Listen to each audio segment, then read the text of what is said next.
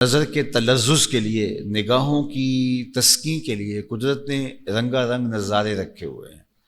اور ایک قسم کے پھول نہیں ہیں، ہزاروں اقسام کے پھول رکھے گئے ہیں۔ آسمان کو بھی بے نور نہیں رکھا گیا، زینت کواکب کے ساتھ مزین کیا گیا ہے۔ کبھی دھنک کے رنگ بکھیر دیے جاتے ہیں، کبھی ساون کے سرمئی بادل لچڑتے ہیں تو طبیعتوں میں ایک تلذذ پیدا ہوتا ہے کہ اللہ نے ایک نظام رکھا ہے تاکہ انسان جو ہے وہ کبھی اکتاہٹ کا شکار نہ ہو، انسان ہمیشہ اس کا دل بہلتا رہے، کیونکہ انسان اللہ تعالیٰ کی تخلیق کا مقصود ہے،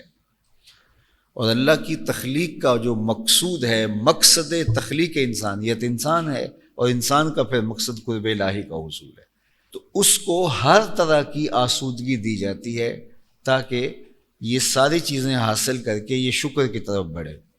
آپ کا بیٹا ہو اور آپ اس کو اعلیٰ تعلیم دلوانا چاہتے ہوں، فائدہ اسی کا ہی ہے، وہ ڈاکٹر بن جائے، انجینئر بن جائے، آپ اس کو ہر طرح کی سہولت فراہم کرتے ہیں، اچھا کھانا، اچھا لباس، جیب خرچ، اور اس کے سارے شوق پورے کرتے ہیں، اور اس کے کہتے ہیں کہ بیٹا میرا مطالبہ یہ ہے کہ تو دھیان سے پڑھ، باقی تو تیرے لیے یہ بھی دستیاب ہے، یہ بھی دستیاب ہے۔ تو ایک باپ اپنے بیٹے کو خوش رکھنے کے لیے، اس کو آسودہ رکھنے کے لیے، اس کی طبیعت کے اندر سرشاری رہے، اور اس سے مطالبہ ایک ایسا آپ کرتے ہیں جو اسی کے مستقبل سے جڑا ہوا ہے، اور ہر چیز اس کو فراہم کرتے ہیں۔ تو میرے اللہ نے بندوں کو ہر طرح کی گوناگون نعمتیں اور طرح طرح کے خوشی اور سرشاری کے اسباب، مسرت اور شادمانی کے ذرائع عطا فرمائے، اور مطالبہ کیا کہ تو ان امور کو بجا لانا، اور اگر وہ بجا لاتا ہے تو اس سے اسی کا مستقبل وابستہ ہے، اسی کی آخرت وابستہ ہے، فائدہ بھی اسی کو ہے۔ تو جس طرح ایک باپ کا پیار ہے، ماں کا پیار ہے کہ وہ خود بھوک پیاس کاٹ کر کے بھی اولاد کو ہر آسودگی دیتے ہیں، اور کہتے ہیں کہ بس ہمارا مطالبہ یہ ہے کہ تم یہ پڑھ جاؤ، تم محنت کرو، اچھے نمبر لے لو، اور تم آگے بڑھو۔ تو میرا مالک کہہ رہا ہے کہ میں نے اتنا کچھ تمہارے لیے پیدا کر دیا، یہ کتنے طاقتور جانور ہیں، کتنا کچھ ہے، لیکن ایک ہی چیز سے ساری زندگی گزارتے ہیں، لیکن تمہیں تنوع اس لیے دیا ہے کہ تم گوناگون نعمتوں کو استعمال کرو اور میری بندگی بجا لاؤ، اور اس میں تمہارا ہی فائدہ ہے، تمہاری آخرت سنورے گی۔ اور تم ان متنوع چیزوں کو حاصل کرنے کے بعد تم یوں کرو کہ میرے ساتھ جڑ جاؤ، اس سے تمہیں طمانینت قلب بھی نصیب ہوگی۔ لیکن اگر بندہ اللہ کی نعمتیں میسر ہونے کے باوجود، گوناگون نعمتیں حاصل کرنے کے باوجود، زندگی کا عیش، زندگی کا تلذذ، زندگی کی سرشاریاں، زندگی کی خوشیاں، مسرتیں، شادمانیاں، اور زندگی کی ساری آسودگیاں حاصل کرنے کے باوجود بھی بے چین رہے، مضطرب رہے، اس کا دل غم و اندوہ کا ٹھکانہ رہے، انجانہ خوف رہے، اور ایک عجیب قسم کی ایک کیفیت اوپر طاری رہے، اور وہ دنیا کے اوپر رہ کے اطمینان کا نور پیدا نہ ہو سکے، اور ہر وقت شدید حزن میں، شدید غم میں رہے، تو اس کو عربی میں کہتے ہیں التعاسہ۔ اور یہ ایک بہت بڑی بیماری ہوتی ہے کہ سب کچھ میسر ہونے کے باوجود بھی انسان ایک عجیب بے چینی اور ایک عجیب ہم اور غم اور تکلیف اور صدمے سے دوچار رہتا ہے۔ حضور علیہ السلام نے ارشاد فرمایا کہ جو شخص اپنے سارے غموں کو آخرت کا غم بنا لے تو یہ اس کے غموں سے نجات کا ذریعہ ہے۔ دوسرا یہ ہے کہ انسان دنیا کے غموں کو اپنے اوپر اس طرح طاری کر کہ وہ آخرت کا ہم اور آخرت کا غم اور آخرت کا معاملہ اس کو پس پشت ڈال دے، جبکہ وہ سب سے اہم چیز ہے۔ یہ ایک بچے کو پتہ ہوتا ہے کہ میرے ماں باپ میرے لاڈ کیوں دیکھ رہے ہیں، مجھے موبائل بھی لے کے دیا ہے قیمتی سے قیمتی، خود جیسے بھی گزارا کر رہے ہیں، مجھے اچھے ہاسٹل میں رکھا ہوا ہے، میرا کھانا بہترین ہے، مجھے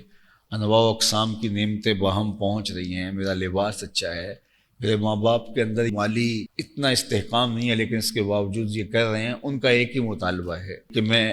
کامیابی حاصل کروں، اگر امتحان میں وہ ناکام ہو جاتا ہے یا اس اپنے اسباق کی طرف توجہ نہیں دیتا تو وقتی تلذذ اس کو ایک سرشاری تو دیتا ہے لیکن پھر اس غم میں ڈوب جاتا ہے کہ میں وہ حق ادا نہیں کر رہا۔ تو اللہ تعالیٰ اپنے بندوں کو اتنا کچھ عطا کرنے کے بعد اس کا ایک ہی مطالبہ ہے کہ یہ سب کچھ تمہارے لیے هو الذی خلق لکم ما فی الارض جمیعا، جو کچھ زمین میں یہ سب کچھ میں نے تمہارے لیے بنایا ہے، لیکن تمہیں میں نے اپنے لیے بنایا ہے، تمہارے اس دل میں میرے علاوہ کوئی اور غیر نہیں ہونا چاہیے، اس کی تم نے نفی کرنی ہے۔ تو جب انسان یہ نہیں کر پاتا تو وہ پھر ہموم میں، غموں میں، تکلیفوں میں ڈوب جاتا ہے اور التعاسہ کا شکار ہو جاتا ہے۔ حضور علیہ السلام نے ارشاد فرمایا یا ابن آدم، یہ حدیث قدسی ہے، فیما یروی عن ربی، حضور اپنے رب سے روایت کرتے ہیں، یا ابن آدم، اے آدم کے بیٹے، تفرغ لعبادتی، اپنے آپ کو میری عبادت کے لیے، میرے ذکر کے لیے، میری یاد کے لیے اپنے آپ کو فارغ کر دے۔ جب تو میرے حضور کھڑا ہو تو پھر میرا ہی ہو، نماز میں ہو تو پھر تیری توجہ کسی اور سے مت نہیں ہونی چاہیے، تو اپنے آپ کو میرے لیے فارغ کر دے۔ املا صدرک غنا،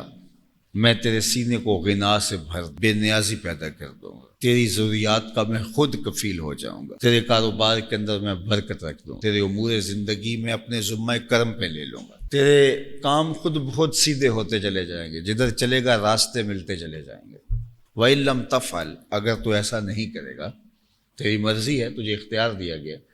اور اگر تو ایسا نہیں کرے گا، ملا تو یدک شغلاً ولا اسد فقرک، میں تیرے ہاتھ کو کام سے بھر دوں گا، کام تجھے بہت ہوگا، کوئی فراغت کے لمحے ہی نہیں ہوگے، صبح کام شام کام، تو بھائی یہ آرڈر پورا کر رہا ہے تو نہیں آ رہا ہے، ولم اسد فقرک، لیکن تیری محتاجی زندگی بھر دور نہیں ہوگی، اربوں روپے کمانے کے باوجود بھی نفس کی خواہش ہی ختم نہیں ہوگی۔ تو اس لیے ایک مطمئن زندگی حاصل کرنا جو اللہ نے ہمیں عطا کیا ہے، عطا کر رکھا ہے، اگر ہم دیکھیں تو موازنہ کریں، بلکہ فرمایا انظروا الی من هو اسفل منکم، اپنے نیچے دیکھنے کا مزاج پیدا کرو، تمہاری زندگی میں سکون آنا شروع ہو جائے گا۔ جب اوپر دیکھو گے تو لڑکھڑا جاؤ گے، پاؤں تمہارے ڈول، سنگ مرمر پہ چلنے والا پھسل جاتا ہے، اپنی مٹی پہ چلنے کا سلیقہ جاننے والا ہی تیزی کے ساتھ آگے بڑھتا ہے۔ تو فرمایا کہ دنیا میں اپنے آگے نہیں دیکھنا، اپنے پیچھے دیکھنا ہے۔ تم دیکھو کہ وہ لوگ جو دانے شبینہ کو ترستے ہیں، آج مہنگائی کا دور ہے، وہ اللہ کا شکر بجا لانے کہ میرے پاس اتنا موجود ہے، لیکن وہ لوگ جو صبح کو کما کے شام کو فارغ ہو جاتے ہیں، اور اگر ملک کے اندر حالات اس طرح کے بڑھ رہے ہیں، ان کا کیا بنے گا؟ لیکن ان کا سوچنے کی بجائے تو فکر اپنی ہی کھائی جا رہی ہو تو پھر تکلیف اذیت میں اضافہ ہوگا۔ تو نیچے دیکھنے کا مزاج آپ کو آسودہ کرتا ہے۔